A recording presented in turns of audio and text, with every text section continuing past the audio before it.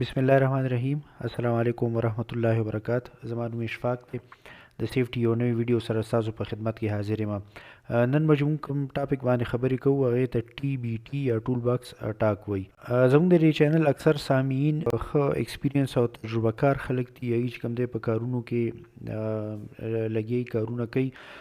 خو دا ویډیوز د دې جوړولو مقصد دا وي چې ستاسو د کور زیونه او ستاسو د کار زیونه او کور چې کوم دی هغه محفوظ شي، چې کومې خطرې یا ستاسو مخې ته روړلی شي. د هغې نه الریډي زموږ ډېر زیات ملګري خبره مي او په باندې الریډي عمل کوي، خو دا یو یادګیره نه وي. دې نه علاوه دا ویډیو ستاسو ته په دې کې مدد درکولی شي چې په پاکستان کې، افغانستان کې او بهر دنیا کې د کار کولو سټایل مختلف دی، او تاسو ته د بهر ملکونو کار کولو طریقه یا سټایل مخې ته روړلی شي، او هغه چې کوم دی د گروت مواقع هم تاسو له درکوي.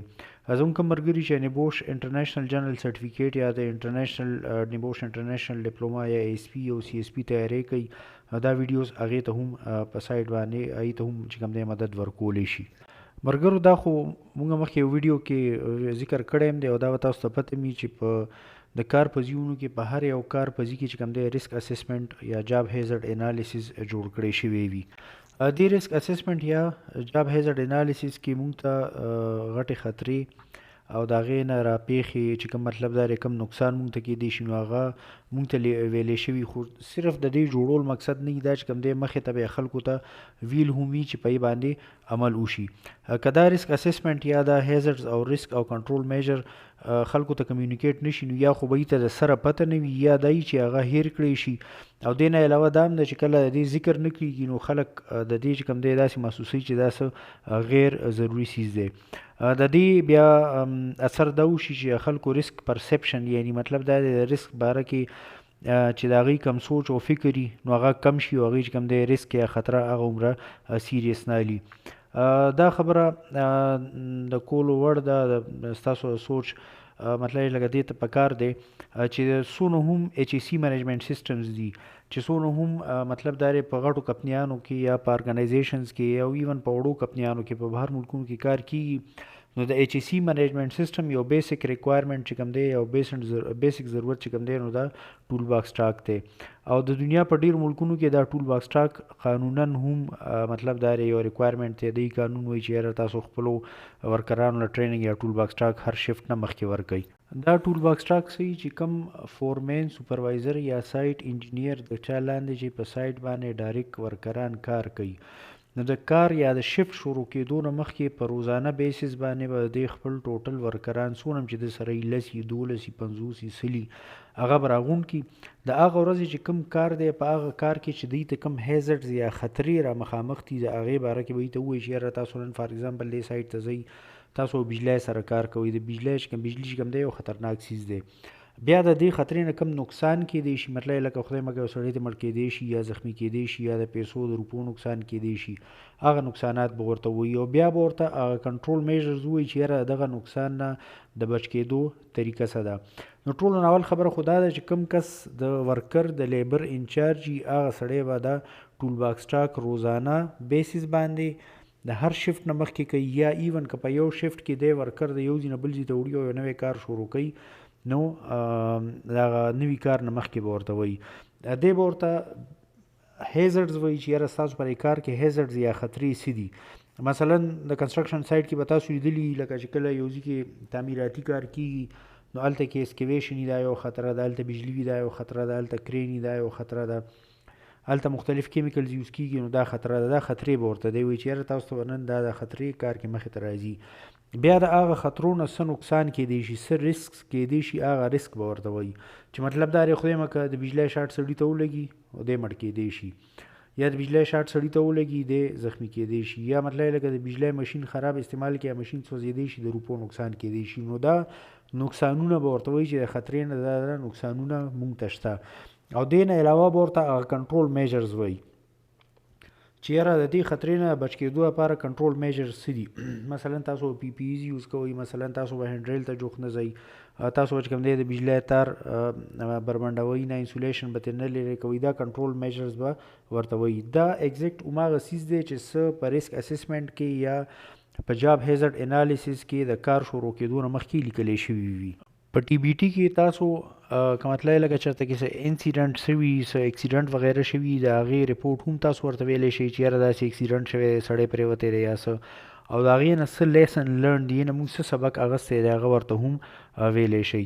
په ټي بي ټي کې دا خیال ساتل پکار وي چې تاسو ته لینګویج بیریر نه وي. همیشه اکثر داسې کېږي بهر ملکونو کې دا خصوصي بیا دا خبره ده چې مختلفو ملکونو خلک د مختلفو علاقو او د ژبو ویلو والا خلک راغونډ شوي. نو د دې خیال ساتل پکار وي چې تاسو چاله ټول باکس ټاک یا ټي بي ټي ورکوئ چې هغه ستاسو په ژبه باندې پوهیږي. دې نه علاوه یو ټریننګ میټرکس یا ټول باکس ټاک میټرک هر یک اپنای کې پروت وي. میټرکس دا یو داسې جدول یا داسې یو ټیبل چې په هغې کې د ټول باکس ټاک سبجیکټس ورکړي یا د ټریننګ سبجیکټس ورکړي چې یاره مونږ به د دې پروجیکټ دوران کې په دې کال کې په دې ټاپک باندې د خلکو له ټریننګ ورکوو. مثلا د بجلی باره کې به ټریننګ ورکوو، د ورک ایټ هایټ به ورکوو، د اسکیویشن به ورکوو، د کرین به ورکوو، د فایر هیزرډ به ورکوو، د هاوس کیپینګ به ورکوو، د پی پی ای به ورکوو. دا ټول په دې کې سیف ډرایوینګ به ورکوو. دا ټول په دې کې لیکلی شوي وي.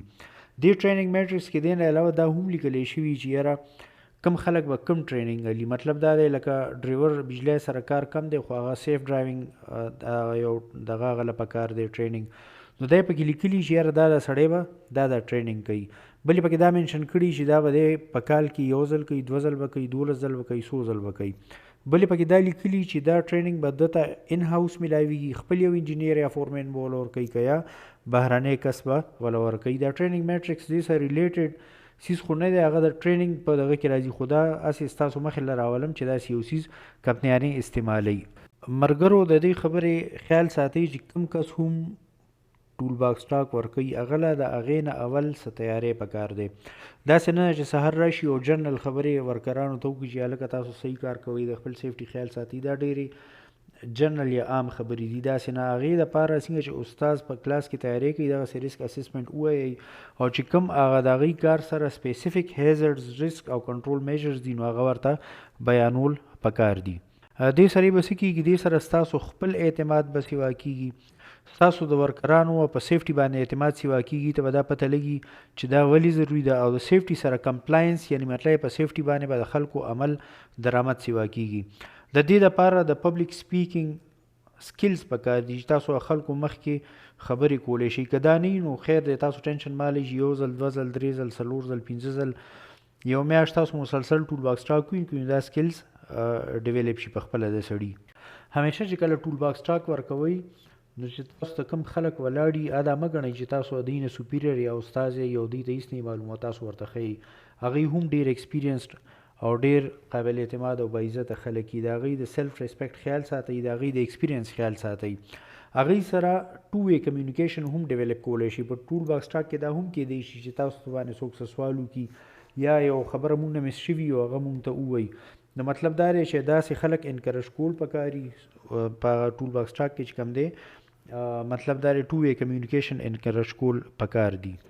تاسو دا یقین وګڼئ که ټول باکس ټاک تاسو روزانه د هر شفت نه مخکې او د هر اکټیویټي نه مخکې ورکوئ دا به ستاسو په سایډ باندې سیفټي کلچر د سیفټي کلتور چې مطلب لکه خلک د سیفټي باره کې ښه او پازیټیو تھینکینګ کوي دا به هم ښه کوي او دې نه علاوه د خلکو بیهیویر به هم ښه کوي. موږ اکثر دا ګیلې کوو چې یاره زموږ د ورکرز بیهیویر ایشو ده نو دا په مسلسل ټول باکس ټاک باندې ښه کیدی شي.